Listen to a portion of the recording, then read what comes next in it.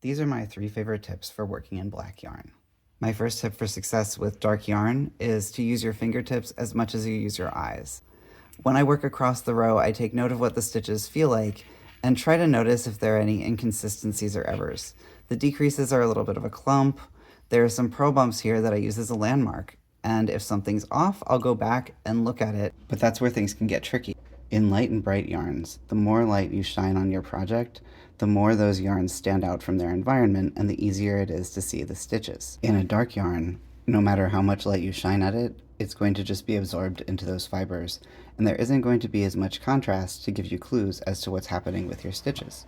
We can solve that problem by creating a different kind of contrast. Put your knitting in front of a light source, like this light box, or hold it up to a window or a lamp. When you stretch the fabric, it's easy to use those negative spaces to figure out where your stitches are and what's going on. The backlight trick isn't just for black yarn, it's also really great with textured yarns like this fur. When I was looking at this swatch, I found a twisted stitch, which leads me to my last tip. If you can't see the stitches in your dark yarn, nobody else can. Don't waste time on fancy stitch patterns, and don't worry about mistakes.